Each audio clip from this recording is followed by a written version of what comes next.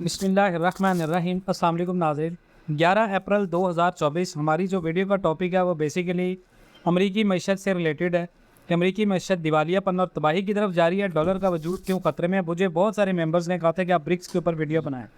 हमने लास्ट में वीडियोज़ एक की थी, लेकिन वो काफ़ी ज़्यादा जो है वो पुरानी हो चुकी थी, तो इसके बारे में लोगों ने कहा जी आप इसके ऊपर एक अपडेट वीडियो बनाएं। देखिए जी, ब्रिक्स इत्तेहाद का मकसद तजारत के लिए मकामी करेंसियों को जो फ़रोग देकर अमरीकी डॉलर की आलमी जो एक इज़्ज़त बनी है उसको जड़ से उखाड़ फेंकते हैं। और ब्रिक्स बॉर्डर्स के आर पार लेन देन के लिए अमरीकी डॉलर के साथ ताल्लुक़ ख़त्म करके अपनी आबाई मैशतों को मजबूत करना चाहता है। और ये ब्लॉक एक आलमी दौर पर है जो तरक्की पजीर मुल्कों को तजारत के लिए मकामी करेंसियों को इस्तेमाल करने के लिए कायल कर रहा है। अब ये तरक्की अमेरिका में कई शोबों को मुतासिर कर रही है, जिसके नतीजे में आने वाले सालों में आप देखेंगे मार्केट में कमी वाक़या होगी। अगर ब्रिक्स ट्रेड के लिए डॉलर को कम करता है तो यूएसडी करेंसी वतन वापस आ जाएगी, जिसके नतीजे में अमेरिका में अफराते ज़र की शरह बढ़ जाएगी। 3 अमरीकी शोबे बराह रास्त मुतासिर होंगे अगर ब्रिक्स तजारत के लिए डॉलर को फेंक देता है। सबसे पहला ये चीज़, अगर ब्रिक्स बॉर्डर्स के आर पार अदायगियों के लिए डॉलर को रोकता है तो अमेरिका में कुल 3 शोबे बराह रास्त मुतासिर होंगे।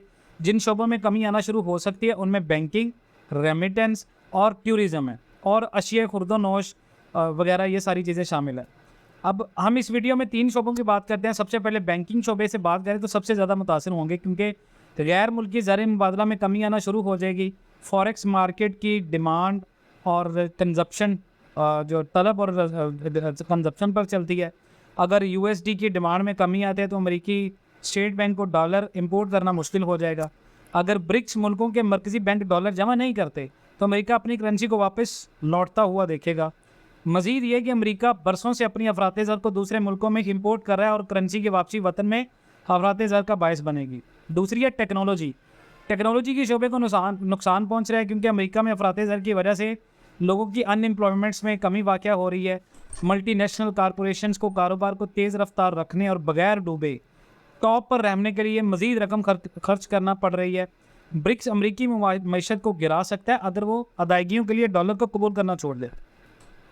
और आखिर में वो खुद कार सेक्टर में रोज़मर्रा इस्तेमाल की चीज़ें की कीमतें आसमान को छूती नज़र आएंगी।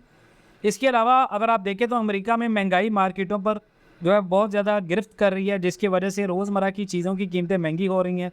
मज़ीद बाइडन इंतज़ामिया को ब्रिक्स का मुकाबला करने और अमरीकी डॉलर की गिरावट को रोकने के लिए फ़ौरी कार्रवाई करनी चाहिए।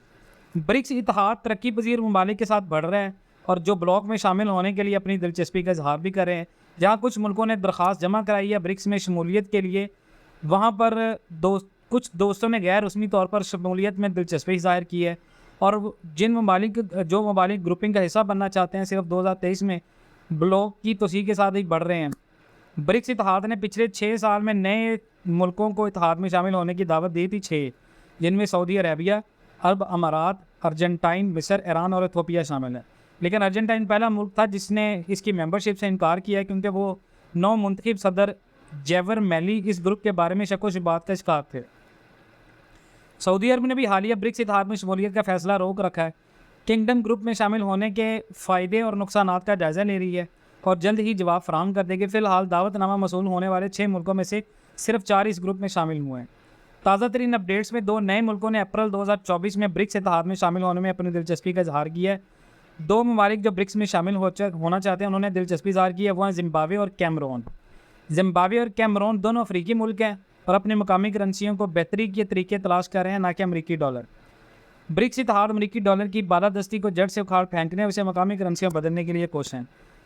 उसके बाद दूसरा ये है कि माहिरीन ने जोर दिया ब्रिक्स ममालिक जो है वो एनर्जी सेक्टर में तमाम G7 ममालिक को पीछे छोड़ चुके हैं और ब्राज़ील, चीन, भारत और मुश्तरका तौर पर तमाम G7 मुल्कों से ज़्यादा बेहतर तवानाई पैदा करते हैं।